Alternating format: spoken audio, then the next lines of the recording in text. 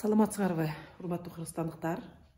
Ошо өткөн дем алышта баарыңар билесиңер, жергиликтүү кеңештерге шайлоо өттү. Жалпы 428 муниципалитет, көпчүлүк айылдарда, шаарларда шайлоо өттү. Анан абдан көп жанагы резервке алуу, айымдарды өткөрүү маселеси боюнча аябай суроолор көп жаралып атат. Ошон үчүн бир видео жасап коеюн деп аттым. Анткени баарына эсептеп берип атып, ушундай чарчадым да. Урматтуу кыргызстандыктар, кантип эсептелинет? Ар бир, мисалы үчүн биздин айылдарда 11, 21, 31 жалпы жергиликтүү кеңеш бар. Но ошол жалпы жергиликтүү кеңеш 3 округтан, 2 округтан турушу мүмкүн да. Ошон үчүн силер жалпы башканы вообще карабашыңар керек. Силер өзүңөрдүн эле округуңарды санап чыгышыңар керек.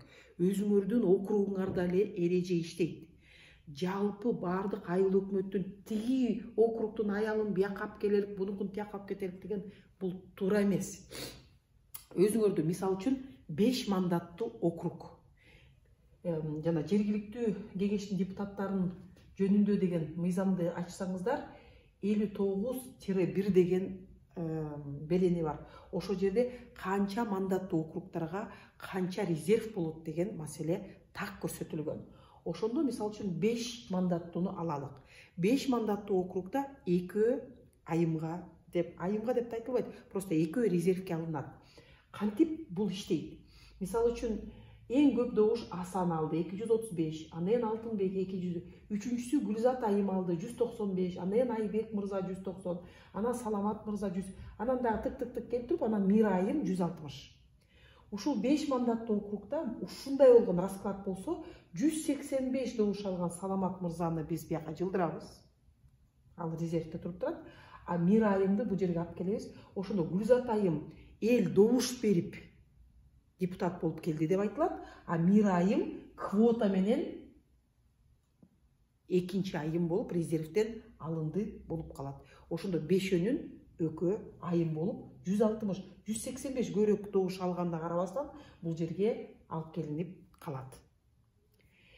Кече 7 мандатта 3 экен, 2 айым өзү келиптир, үчүнчүсүн бияка чоюп келеликсек дейт.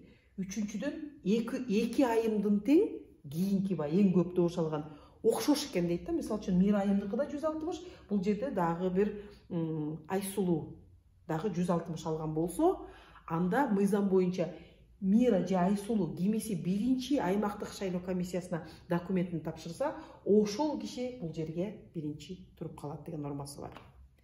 Көп учурларда мындай суроо туулуп атат да, Гүлзат айым өзү өтүп келсе, бул жерден дагы 2 айымды чоюп келиш керек деп. Жок, ал иштебейт. Могул бешөөнүн ичинде 2 айым болуш керек. Бирөөсү өзү өтүп келди, бирөөсүн резерв менен алып келди. Мисалы үчүн Асандын ордуна Асан Гүл деп коелук, бияк айым өттү.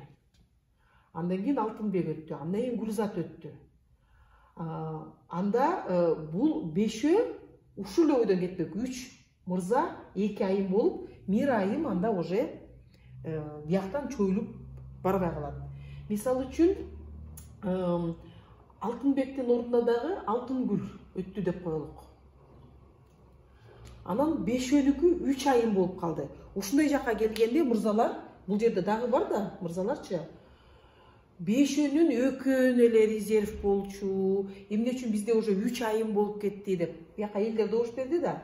Квота бул обязательно айым деген үчүн эмес. Бул жерде тең салмактуулук. 3-өө бир жыныстуу болсо, өкөө башка жыныстуу болсо деген маселе. Ошон үчүн 3-өө айым болуп, бул жерде бешөө 2 эркек бойдон, ушул бойдон кала беришет. Мисалы үчүн айтып коелук, Саламат деген да бул дагы айым деп коелук. Анда бул 3 айым өтмөк. Саламат деген айымды бияка жылдырат элек дагы, и добушу азыраак болгон мырзаны бул жерге чоюп келмекпиз. Айымдар андан да көп добуш алып атса дагы.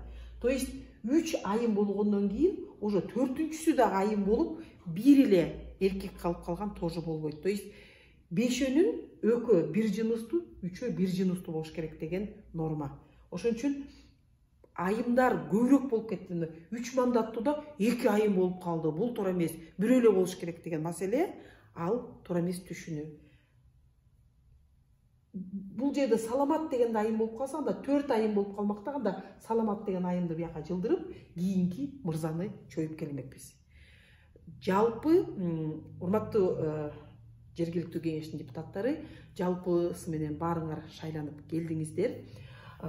Мындай маселе болуп калышы мүмкүн. Бул жерде мисалы үчүн 5 мандаттууда биз жанагыдай кылып, биягын чоюп, баягы 2 айым кылып өткөздүк.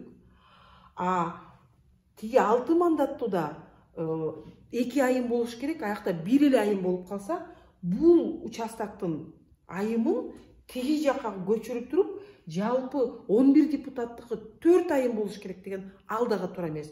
Бул жерде мисалы үчүн 2 Гүлзат менен Мира бияка келип 2 айым болду, 3-чүсү өтпөй калды.